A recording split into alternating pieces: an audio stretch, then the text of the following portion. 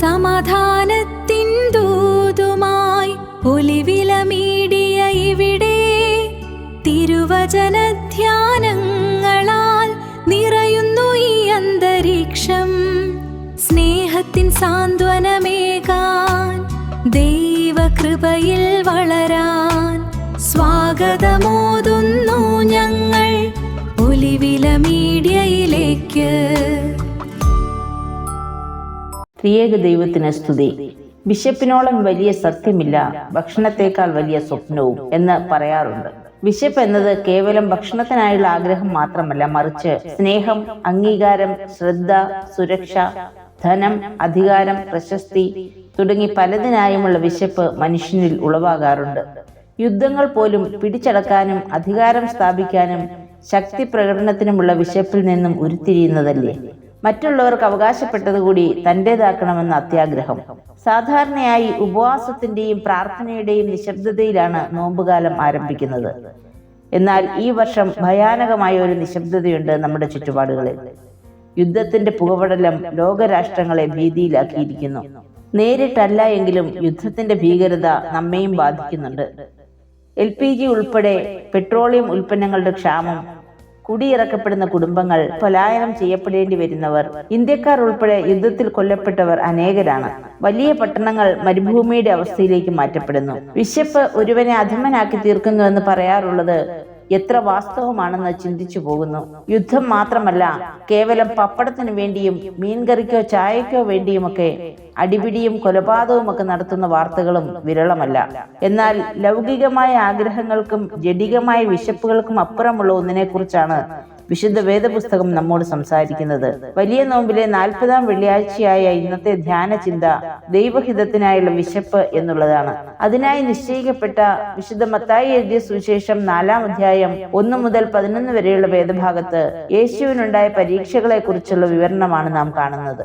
യോർദാനിൽ യോഹന്നാൻ സ്നാപകനാൽ സ്നാനമേറ്റ് പരിശുദ്ധാത്മാവിന്റെ ആവാസവും പ്രാപിച്ച യേശുവിനെ പിശാചിനാൽ പരീക്ഷിക്കപ്പെടുവാൻ ആത്മാവ് മരുഭൂമിയിലേക്ക് നടത്തി എന്നിവിടെ രേഖപ്പെടുത്തിയിരിക്കുന്നു. 40 ദിനരാത്രങ്ങൾ ഉപവാസത്തിലൂടെ യേശു തന്റെ ദൗത്യത്തിനായുള്ള ശക്തി പ്രാപിക്കുകയായിരുന്നു എന്ന് കരുതാം. പരസ്യ ശുശ്രൂഷയിലേക്ക് ഇറങ്ങുവാനുള്ള ഒരുക്കം. പ്രധാനമായും 3 പരീക്ഷകളാണ് സാത്താൻ യേശുവിന് മുൻപിൽ വെക്കുന്നത്. ആദ്യത്തേത് മനുഷ്യന്റെ അടിസ്ഥാന ആവശ്യങ്ങളിലൊന്നാണ്. നീണ്ട ഉപവാസത്തിന് ശേഷം 30 വയസ്സുള്ള യുവാവായ യേശുവിന് വിശപ്പ് തോന്നുക സ്വാഭാവികമാണ്. കാരണം അവൻ ദൈവപുത്രനായിരിക്കുമ്പോൾ തന്നെ പൂർണ്ണ മനുഷ്യനുമാണ്. മാനുഷികമായ ചിന്തകൾ അവനിൽ ഉളവാകുന്നത് അതിൽ തന്നെ തെറ്റല്ല. വിശന്നിരുന്നവന് മുൻപിൽ യവത്തപ്പം പോലെ കാണപ്പെടുന്ന ചുണ്ണാമ്പ് കല്ലുകൾ പ്രലോഭനമുണ്ടാക്കിയിരിക്കാം. എന്നാൽ ഭക്ഷണം മാത്രമല്ല, ദൈവത്തിന്റെ വായിൽ കൂടി വരുന്ന സകല വചനങ്ങളും ജീവൻ പ്രദാനം ചെയ്യുന്നതാണ് എന്നതാണ് കർത്താവിന്റെ മറുപടി. ആദി മനുഷ്യരായ ആദമും ഹവ്വയും കേവലം ഭക്ഷണത്തിനായി ദൈവത്തെ മറന്നവരാണ്.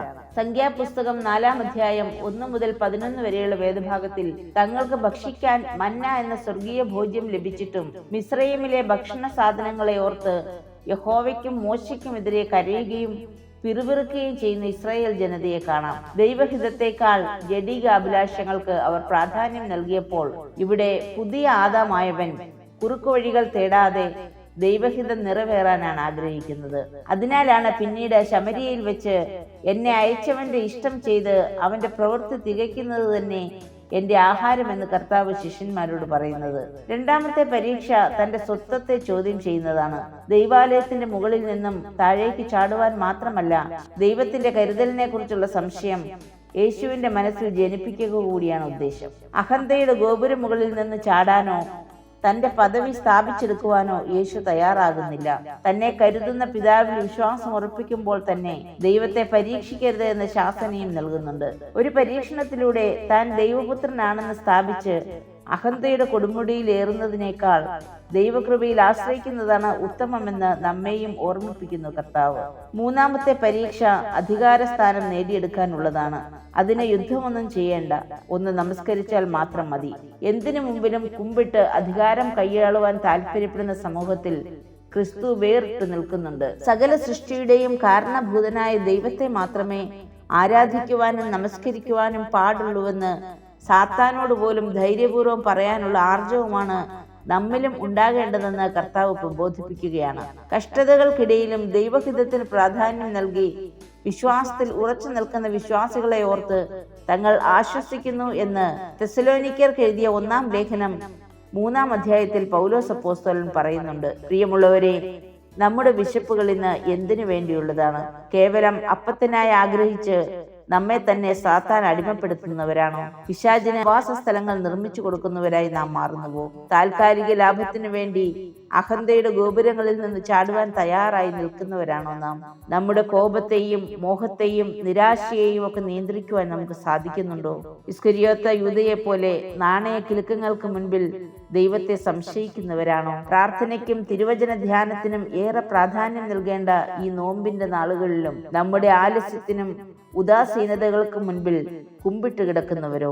പരീക്ഷിക്കപ്പെടുമ്പോൾ നാം വീണു പോകുന്നത് നമ്മുടെ തന്നെ തെറ്റായ മോഹങ്ങൾ കാരണമാണെന്നും പരീക്ഷകളെ അതിജീവിച്ച് ദൈവഹിതത്തിൽ ഉറച്ചു നിൽക്കുന്നവർക്ക് ജീവകിരീടം ലഭിക്കുമെന്നും യാക്കോബ് അപ്പോസ്തലൻ ഓർമ്മിപ്പിക്കുന്നു. ലോകത്തിന്റെ സമ്മർദ്ദങ്ങൾക്കിടയിലും ദൈവത്തോട് വിശ്വസ്തരായിരിക്കുക എന്നതാണ് ദൈവഹിതമാകുവാനുള്ള വിശപ്പിന്റെ ലക്ഷ്യം എന്നോർക്കുക.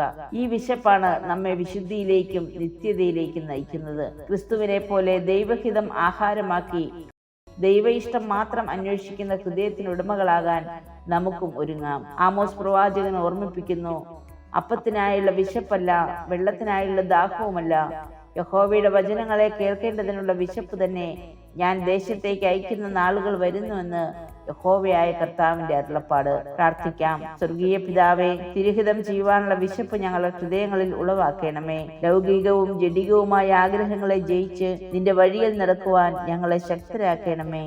ആമേൻ.